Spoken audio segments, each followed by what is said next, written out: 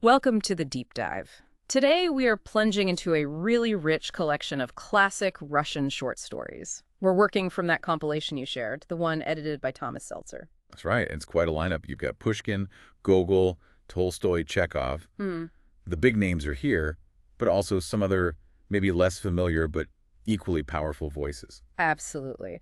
So our mission for this deep dive is, well, to really unpack the key insights, the nuggets of knowledge from these stories, what makes them tick. And what do they tell us about the human condition? Mhm. And about what Seltzer, in his introduction, calls the Russian soul. We want to explore that. Exactly. And it's interesting that these stories are mostly 19th, early 20th century, but they feel, well, they still speak to us today, don't they? They really do. The themes are timeless suffering, injustice, love, doubt, that whole search for meaning. It's all in there. Right. So we'll be looking at a real mixed tragedies, sharp social critiques, intimate character studies. Seltzer talks about how these writers captured both humanitarian ideals and fidelity to life, which is a great phrase. It really is. It sets the stage perfectly. Okay, let's dive in then. One of the first things that really jumps out, and Seltzer mentions this right away, is this profound sympathy for the underdog. Yeah, he calls it a truly Russian note of deep sympathy with the disinherited. And the sheer range of human woe explored is quite something. It feels fundamental, doesn't it? Not just one theme among many, but sort of core to this tradition. Definitely. And maybe the most vivid example, starting off, is Gogol's The Cloak. It's just heartbreaking. It really is. It shows how bureaucratic indifference can just crush someone. Akakeyevich. Right, the titular counselor, a very low rank, earning barely anything, like 400 rubles a year, just scraping by. And Gogol describes him short, pockmarked, kind of reddish-haired, balding. He's meek, constantly ridiculed at work, almost invisible. And the setting itself, St. Petersburg in winter. The cold isn't just weather, it's like another character, a powerful foe, especially when you can't afford a decent coat. So his whole world, his big dream, shrinks down to needing this new cloak. He saves obsessively. Yeah, penny pinching. And then he gets that unexpected bonus, 60 rubles, which finally makes it possible. He goes to the tailor, Petrovich. Who's also kind of an outcast figure himself, isn't he? One-eyed, pockmarked. Exactly. And then Akaki gets the cloak, and there's this brief, shining moment of happiness. Yeah. Pure joy. He wears it to the office. People actually congratulate him for once. He even goes to a party, has a couple of glasses of champagne. It's like a glimpse of another life. But it's so fleeting, it gets shattered almost immediately. Brutally. Robbed on an empty street, the cloak just ripped away. And his attempts to get help, utterly futile. The police chief asks him ridiculous questions, completely missing the point. His colleagues take up a tiny collection. It's insulting, really. The system just offers him nothing. No recourse, just more humiliation. And it culminates in that encounter with the prominent personage, the high-ranking official. Akaki goes in desperation. And just gets chewed out for daring to bother him. Yeah. That final blow, that reprimand, that the story says it basically leads to his death, just crushed by indifference. But then, the ghost? Akaki gets a kind of spectral revenge. Right. He comes back, starts stealing cloaks from officials, including the prominent personage. Instilling guilt, fear, forcing that official to change his behavior, at least a little. It's a form of justice, I suppose, even if supernatural. It really drives home Seltzer's point about sympathy for the disinherited. You see Akaki's vulnerability, the crushing weight of the system, how small joys are just wiped out.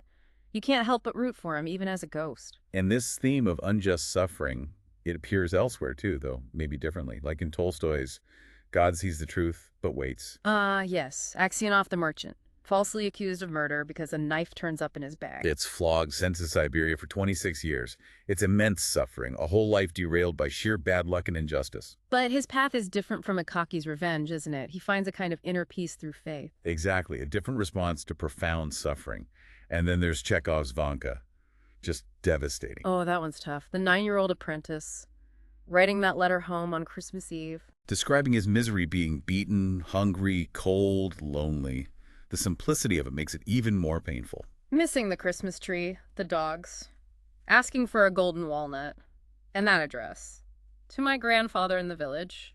Just heartbreaking naivety. He has no real hope of it reaching him. What's fascinating here, looking across these stories, is how suffering isn't just an incident. It's often portrayed as a state of being, deeply tied to social structures, maybe even fate. Yeah. This focus on the disinherited, the range of human woe, it really does feel like a defining element here, just as Seltzer suggested. Okay, so shifting gears a bit. These stories aren't all tragedy and suffering. There's also a strong element of, well, let's call it the human comedy, looking at flaws like greed, vanity, absurdity even. Right, a different kind of insight, maybe, using satire or sharp observation instead of pathos. Exactly. Take Pushkin's The Queen of Spades.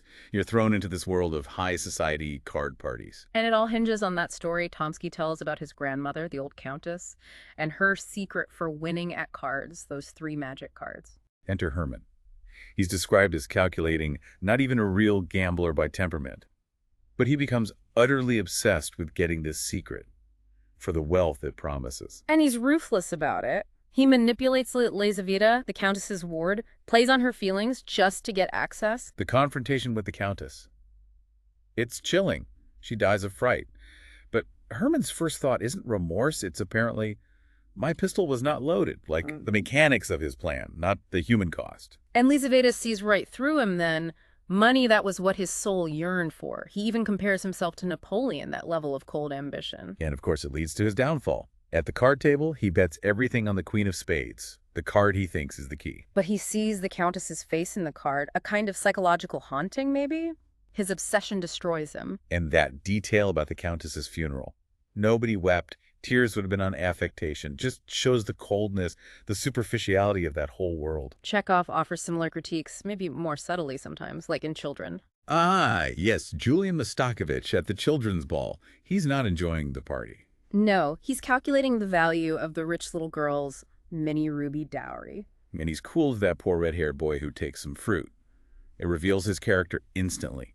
The narrator even notes seeing him years later marrying that same girl, confirming those early calculations. And then there's the captain and his wife for pure social vanity. Oh, that one's intense. The rivalry between Mrs. Zarubkin and Mrs. Sheldon over fashion, basically. Social standing.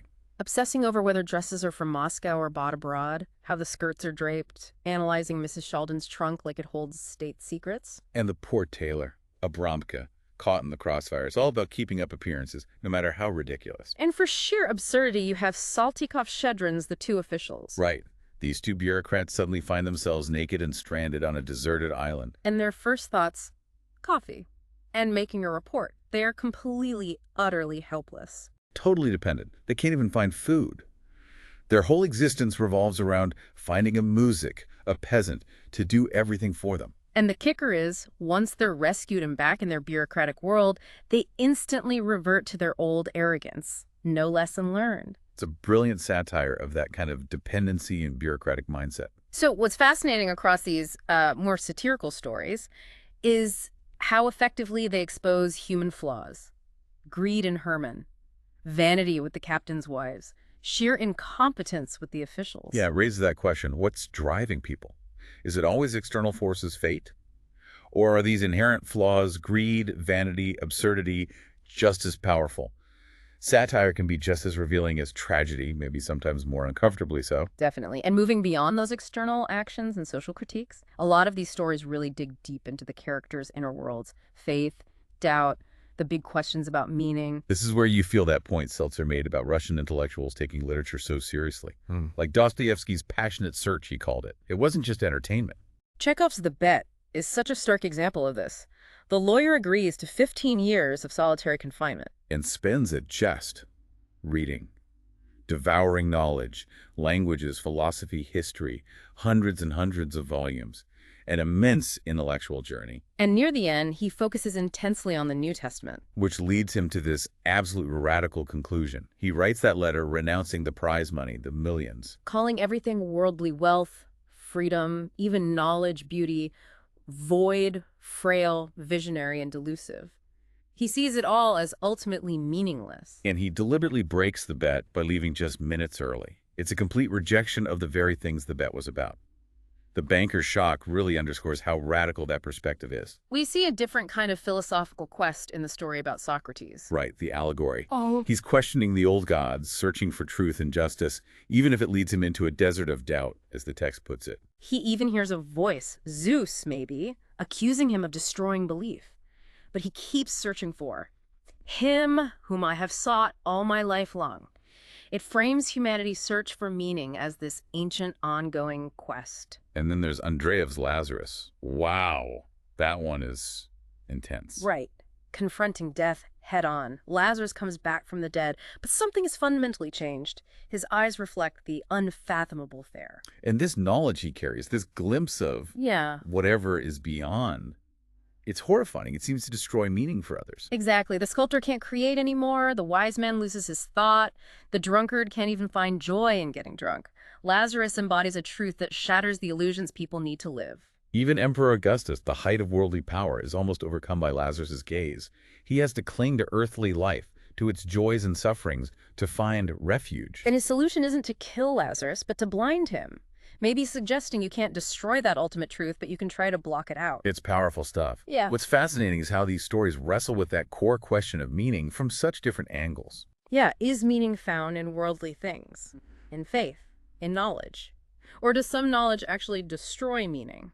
There aren't easy answers here. No, not at all. It reflects that deep philosophical undercurrent in this literature, that constant grappling with the big existential questions. But amidst all the suffering, the doubt, the critiques, the collection also offers these glimmers of connection, moments of kindness, resilience. Yes, absolutely. They often stand in sharp contrast to the indifference or cruelty we see elsewhere. A necessary counterbalance, maybe. Like in The Doctor's Tale. The doctor knows he can't really cure Alexandra Andreevna, his patient from the poor family. But he shows up, he spends time, tells stories, plays cards. It's the comfort of presence. And that connection leads to her unexpected, heartbreaking confession of love just before she dies. His reaction, feeling he doesn't deserve her gratitude, shows how deeply he was affected too. Then you have Semyon, the track walker. His life's been hard war, rheumatism, loss. Finds this humble railway job, and then faces that moment of crisis, the sabotaged rail. With no tools, time running out. His decision is just incredibly stark. He cuts his own arm to make a flag from his blood-soaked shirt. Fighting to stay conscious, just to wave that flag and save the train, save complete strangers. It's pure duty, pure self-sacrifice. Astonishing resilience. And sometimes connection comes unexpectedly, like in An Evening in Autumn. The narrator is lost in these grand, abstract thoughts about humanity's destiny. Feeling quite detached, probably lonely. And finds comfort not in philosophy, but in the simple presence and kindness of Natasha. A woman who, the story tells us, has suffered abuse herself. Her simple words, "Come, come, that will do, little one, don't take on." They reach him in a way abstract ideas couldn't. It's that basic human empathy. Chekhov's The Darling, Olenka, presents another kind of connection. Right, she seems to completely absorb the interests and lives of the men she loves, almost losing herself in them. She feels empty when alone, but then she finds real purpose, a transformation in caring for the boy Sasha, embracing his world, school, geography, everything. It's not presented necessarily as a critique, is it? More like a portrayal of finding meaning through devoted care for someone else. What's fascinating here is how these acts of connection and resilience pop up in surprising ways. It's not always grand gestures. It's the doctor's quiet presence, Semyon's desperate duty, Natasha's simple comfort, Olenka's devoted care. Yeah, it raises that question again. Where does real value lie? Is it the big philosophical quests, high social standing, Yep. or is it in these often smaller, quieter acts of duty, empathy, and just sticking with it, being resilient? Exactly. So bringing all these threads together, we've really journeyed through a huge range of human experience in this collection. Characters from all walks of life, facing everything from poverty and injustice. To greed, vanity, existential crises, physical danger, the whole spectrum. And you can see how Seltzer's points about humanitarian ideals and fidelity to life play out across all these different stories. That marvelous simplicity he mentions. Maybe it's about how directly these stories tackle these huge, complex issues without flinching. They definitely don't offer easy answers, do they? You're often left with pretty complex, sometimes uncomfortable feelings or insights. That's the power of them, I think. They Yeah. make you look closer at yourself, at the world around you. They make you question things. Absolutely. So by spending time with this collection you shared, you're not just learning about classic literature, you're getting this deeper feel for the ongoing struggles, the triumphs, the whole messy business of being human, seen through it's a really distinct cultural lens. It's a rich experience for sure. It really is. Well, that brings us towards the end of our deep dive into this fantastic collection of Russian short stories. Thank you so much for joining us on this exploration. It's been fascinating to delve into these stories again with you. As you think about what we've discussed, maybe reflect on which character, which story really stuck with you, what resonated, and why. That's always interesting to consider. And maybe here's a final thought to leave you with. We've seen characters find meaning, or at least ways to cope, through so many different paths. Faith like Aksionov, total renunciation like the lawyer in the bet, caring for others like Olenka or the doctor, philosophical searching like Socrates, simple duty like Semyon, even connection through shared hardship, or a strange code of honor like those thieves mentioned.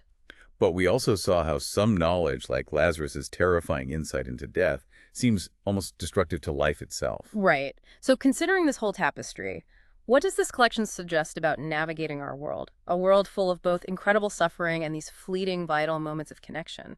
Is there a true path? What kind of understanding actually helps us live, and what kind might threaten to just overwhelm us? A profound question to ponder.